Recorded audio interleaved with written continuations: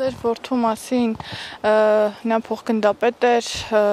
ջրականում էր ծառայում եւ զինվորների կողմից սիրված էր, մենք առիթ ենք ունեցել զինվորների հետ խոսելու, օրվա խորհրդի հետ կապված, ձեր որդու հետ կապված,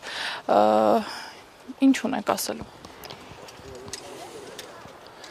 Դե կարելի ասել որ 15 տարեկանից էր հայրենիքին ծառայում։ Երևի հրամանատարներից դե կարող միակը չէր, բայց միակներից մեկն էր, որ մահնել էր արհամարում պատերազմի դաշտում, վախնել ընդհանրապես արհամարած։ Որտեղ եթե նա մահն ու վախը չարհամարեր Սամվելը իրան, ինքը 1.90 հասակով թիկնեղ սպորտային կեցվածքով տղա էր։ Չէր հանի իրան բռնեժիլետը, այսինքն այդ պաշտպանիչ համազգեստը եւ հագցնի իրան զինվորին, որը իրանը շպրտել էր, որ փախնի։ Դե ծանրաժիլետը շպրտել էր, որ փախնի։ Սամվելը կանչել էր զինվորին իրան մոտ, այսինքն ասել էր զինվորին բռնեք բերեք, տեսել էր լացելով զինվորը փախնում է, կանչել էր իրան մոտ ու հանել էր իր, ասել էր ուրա բռնեժիլետը զինվորը, ասել կորցրել են պարոն փոխգնդապետ, ասել չես կորցրել։ Ուղղակի շպրտել ես, որ թեթևացած վազես փախնես, բայց գնդակը քեզանից արագ է, ասել է կզոհվես։ Ու հանել է ինքը իր ես եմ Սամվելին դաստիարակել, բայց ես օրինակ նույնը չէի անի։ Անգամ իմ հարազատ եղբոր համար ես իմ ժիլետը չէի հանի տամ։ Բայց Սամվելը հանել է իրան զինվորի համար, իրան ժիլետը հանել, հագցրել զինվորին, սաղավարտը դրել զինվորի գլխին ու ինքը հումորով տղա էր, որ պատվի առել զինվորի սա զորքը նայել, դրամատրությունը զորքի դուխը բարձրացնելու համար, այդ դուխ բառը, այսինքն հոգեբանական վիճակը կայուն նորմալ վիճակի բերելու համար, ասել է հրամայում եմ չզոհվել, զինվոր, հրամանատարական ժիլետը քեզ կպաշտպանի, չնայած նույն ժիլետն է, ոչ մի տարբերություն չկա հրամանատարի ժիլետը թե զինվորի, զինվորը ժպիտը դեմքին արդեն պատասխանել է, լսում եմ չզոհվել, պարոն փոխգնդապետ։ Հիմա ճիշտ ասած զինվորին փնտրում եմ, ես գիրք եմ գրում Սամվելի մասին, ես եմ գրում։ Այդ զինվորին փնտրում եմ, մտածում եմ, որ եթե ողջ է, եթե փնտրում եմ, չեմ կարող գտնեմ։ Վախենում եմ երևի իմ մոտ գա, մտածել եմ, որ ես կարող իրան մեղադրեմ, ասեմ, եթե դու քո ժիլետը չէիր հանել, ասենք Սամվելը իրանը, քո հրամանատարը իր ժիլետը չէր տա քեզ ու ինքը չէր խփվի դավաճանների կողմից, մի խոսքով, բայց ես չեմ ասի կյանքում այդ բանը։ Ես կասեի միայն մի դեպքում, եթե իմ տղեն ինքը լիներ զինվոր։ Ինքը հայրենիքի զինվոր էր, բայց հրամանատարական պաշտոնի։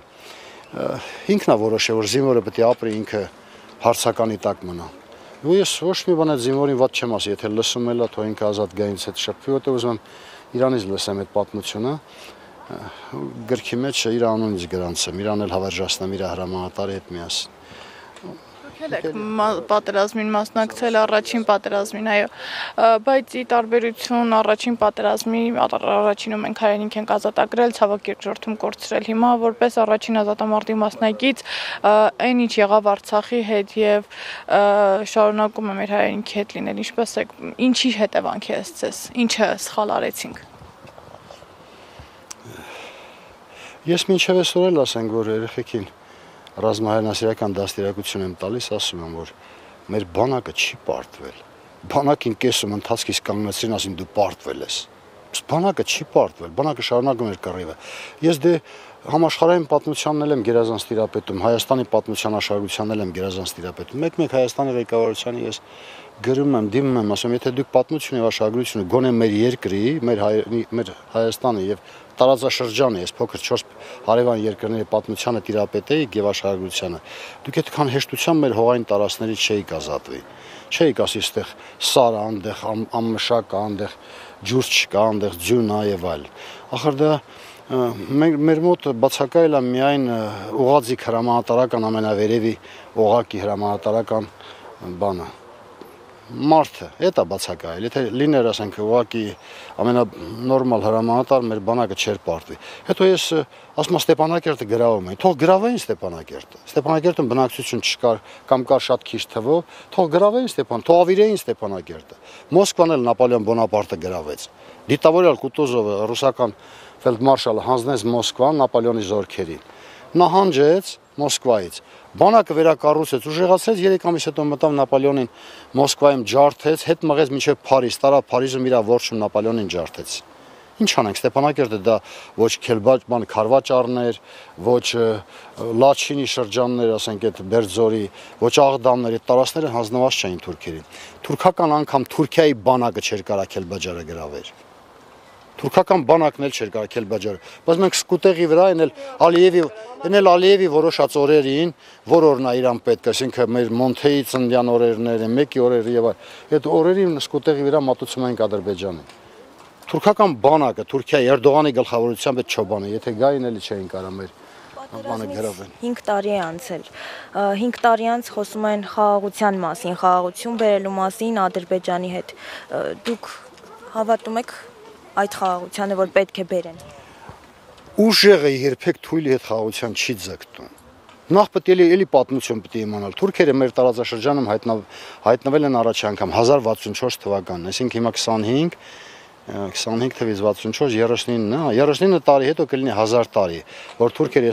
մեր տարածաշրջանում են։ Առաջի թուրքական զորավարը Alparslan-ը եկել ու հաստատվել է։ Ուրեմն դրանք այնպիսի մի տար են, որ գոնե գիտակցել են, գոնե իրանց մեջ 1000 տարի հետ ասել եմ, հանուց այս խոսքը կա, չգիտեմ որ փիլիսոփայի խոսքն է դա, որ թուրքերը 1000 տարում մարդակերներից վեր են ածվել ցեղասպանների։ Հիմա էլ ցեղասպան մարդասպանների 1000 տարում դրանց աճը հետ է եղել։ Թուրքերը գիտեն, որ իրանք թուրքերի համար մեկ ճշնամին դա հայերն են, համար երկրորդը հույներն ու ռուսները հավասարաչափ։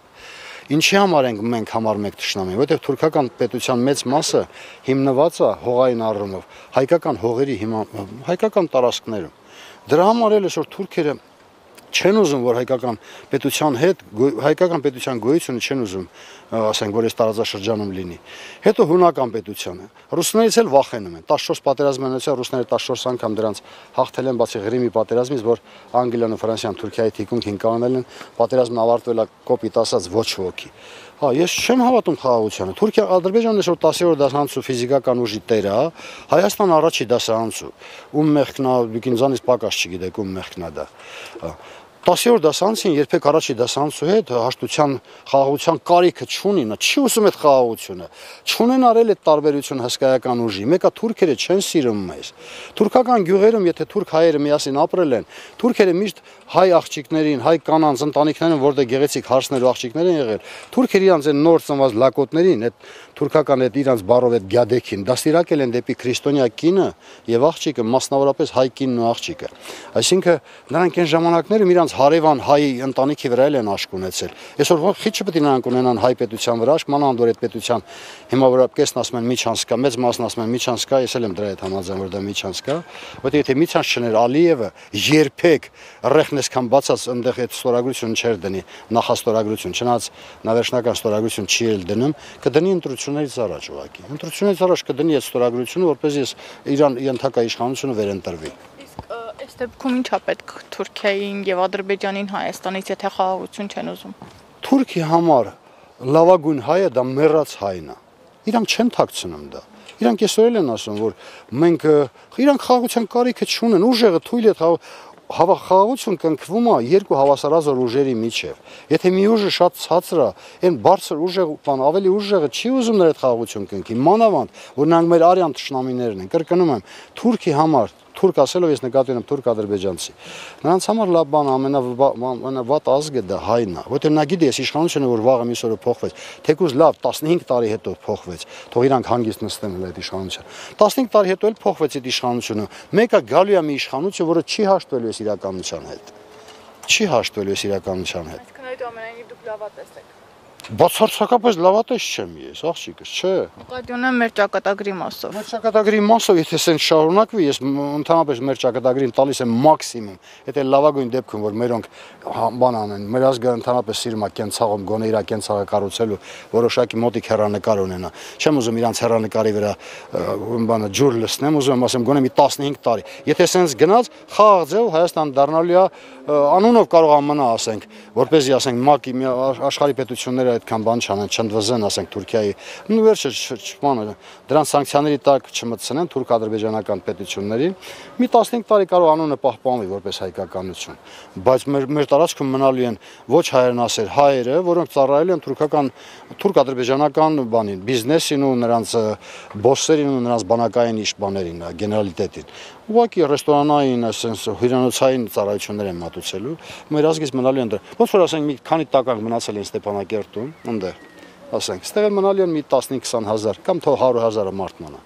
Ես մտածում եմ, որ սենց եթե երկար շարունակվեց, մեր ազգը երկար չի դիմա։ Եթե մանավանդ, ասենք ադրբեջանցիների բնակություն հաստատեցին ստեղ։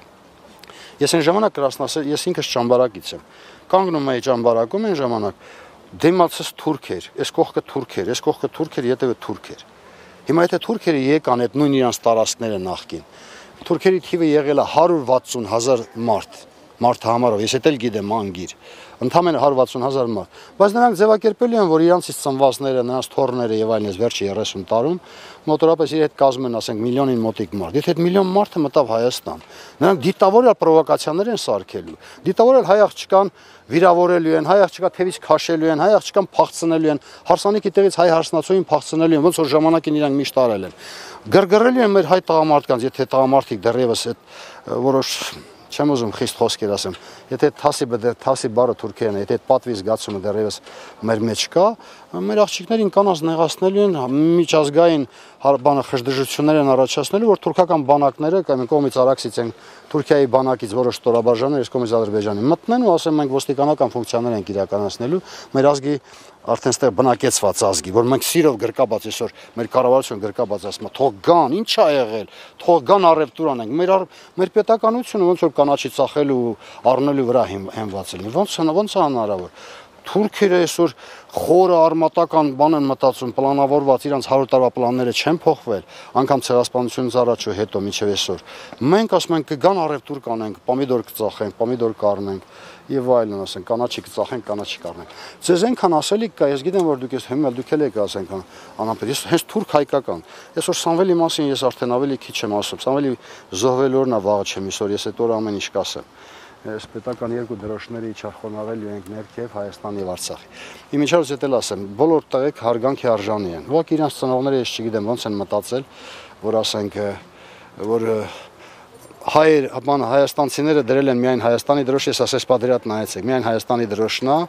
արցախցիները դրել են միայն ներողություն աղջիկս, Արցախի դրոշը։ Ես դրել եմ եւ Հայաստանի դրոշը եւ Արցախի, լինելով հայաստանցի, ճամբարակից։ Ուզում ասեմ